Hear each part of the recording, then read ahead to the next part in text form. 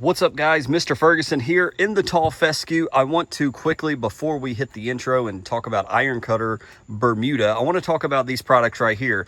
I am going ahead today on, I think, the 22nd of August. I'm going ahead with my Fusilier 2 and my Triclopyr ester. I'm going to mix these two together based on some of your comments. I think that'll be great to test out with a surfactant. My rates are on my phone, so I apologize I'm not able to list that here, but here's what the bank is looking like right now. It's healthy. That common Bermuda is 4 inches tall. That is where the worst part is on our bank, a little bit down the bank and a little bit in front of our vehicles over here. So I'm going ahead and mixing that, but I wanted to be clear. The label strictly says do not apply this to your tall fescue in summer months like August. We're nearing September, but also I'm doing this because the worst case, I scorch everything. I can overseed. It's no big deal. So this is the time.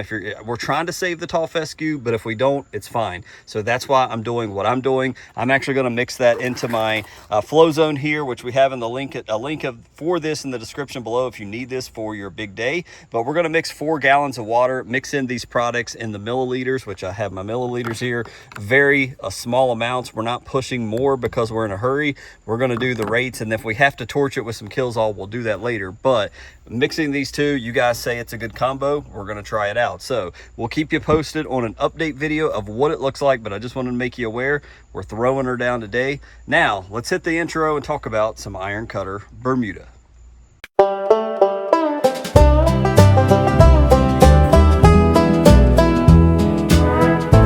Mr. Ferguson Long.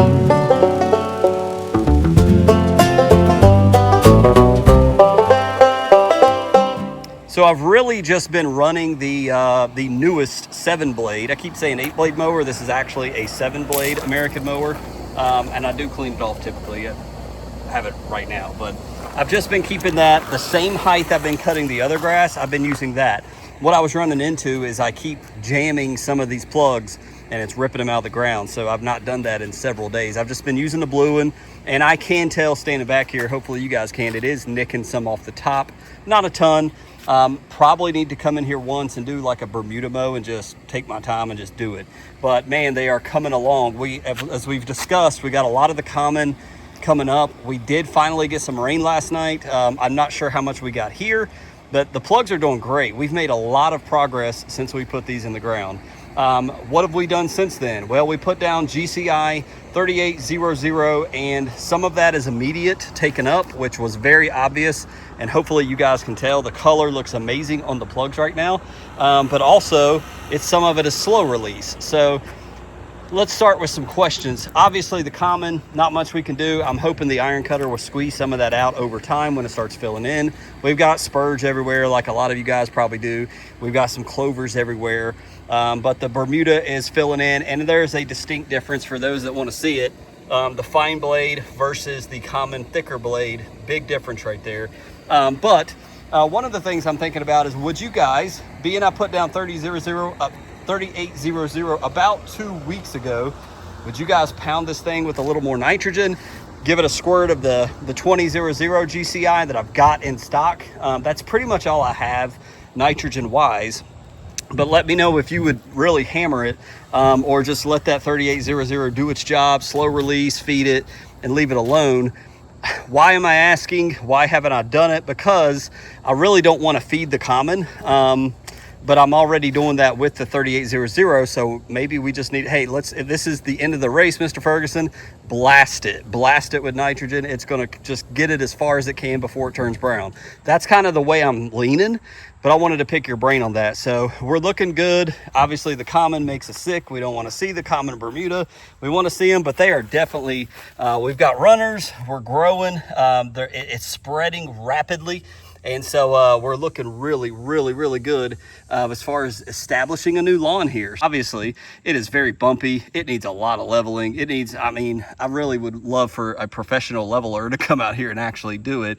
But, it is what it is for the kids, and you guys know why we're doing it. So with that said, let's jump over to the other more established Iron Cutter lawn. Let's take a look at that, and let me ask you some questions over there. So as we round the corner to the established Iron Cutter Bermuda, She's looking great. Just put a mow on it. I didn't feel like you guys need to see me walk back and forth and, you know, speed it up and all that good stuff. We mowed it. What exact height it is, I'm not sure, but it is on the lowest setting, as high as it'll go, if that makes sense. So it's not the lowest of low settings, and we haven't adjusted the wheel on our real mower.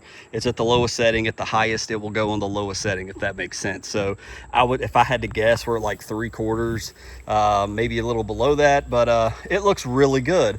So let me pick y'all's brain. Number one, I was just admiring, man, we've went a long way to the right over here. You guys, let me flash a picture right here of maybe when we first installed it. And maybe I have a picture of, like, you know, June or end of June, July. It is aggressively spreading as advertised. We have come a long way over here on the right side. I was like, man, we've got a lot over here. Now, some of that is common Bermuda. I'm not crazy. I know that. I realize that. I think Paul was like, hey, I can send you some zoysia and it might do well over here. And then you can do, like, you know, your pine straw against the building and do that. Make it, I don't know. I need to clean this up. Give me some ideas in the comment section. This, you know, obviously right now it's cloudy today. The shade is kind of everywhere, but this is kind of junky. We've got stuff. Obviously we picked that up, but, you know, we could kill all the weeds. But I don't know. Water really comes off the top of this metal building down and violently, and it pulls up right here. So if you do anything there, it's going to get messed up. We would have to put something around, you know, go around that. But I was thinking some pine straw. I don't know. Maybe some rubber mulch would look nice for the preschool. But anyways, give me your thoughts below. We'll have to probably work on that next year in the cooler months. That would probably be when to do it. But also right here, as I told you guys, let me try to show you. Here's the slope. Now, I don't plan, just because this was killed off doesn't mean I'm like, I just killed it off so it could run and maybe go. But this is already hitting down the slope. Here we've got some more flat right here for it to run into. But man, it looks really nice.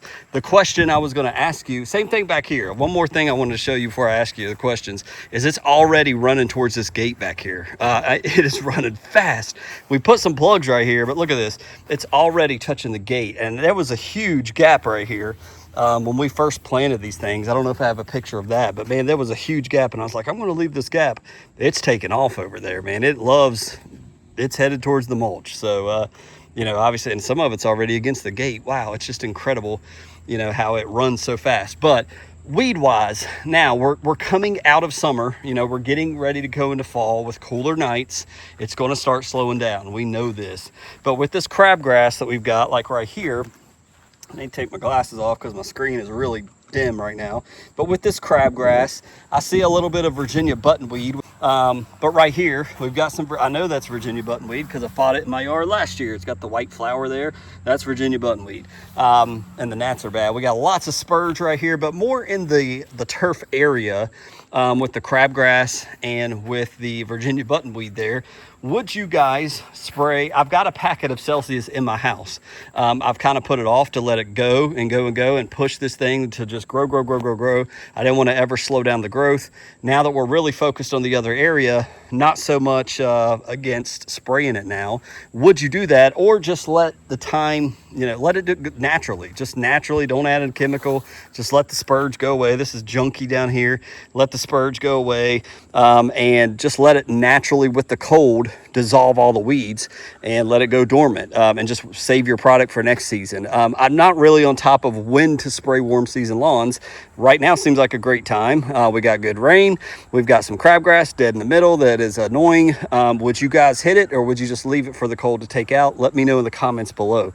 Again, I'm kind of leaning on some of your expertise here. This Virginia buttonweed I know can run rampant if you don't tackle it, and I got some change up, which is great for it. Let me know about that. But otherwise, it looks pretty good. The color when it grows out, you know, a day or so, looks awesome. But you just got that annoying crabgrass. So let me know if you guys would tackle some of that or not. Even that spurge is really just ran, man. I know it's easy to pull up, but look at it. It's everywhere. Like, it's just spurge. It's just a ground covering, and it's really annoying. But most of the time when you have it like this, you guys know, it's just, look at that. It's all just one simple little root, and you can pull that thing up. But yeah, just give me your thoughts on that below as well. So a fairly straightforward Tuesday video for you guys, kind of seeking your advice. No action taken in the lawn besides just cutting it, and we got rain last night, so really just going to I took the sprinkler off, and tomorrow at church we'll replace it to probably water this on Monday.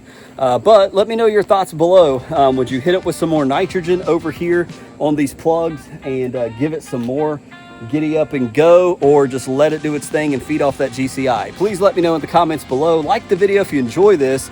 We're moving along, guys. I'm enjoying it. We're coming close to fall, but we're not there yet, so we're going to try to keep pushing it. I don't know. Leave me your thoughts below. God bless you guys. Hope you have a good week. See you next time.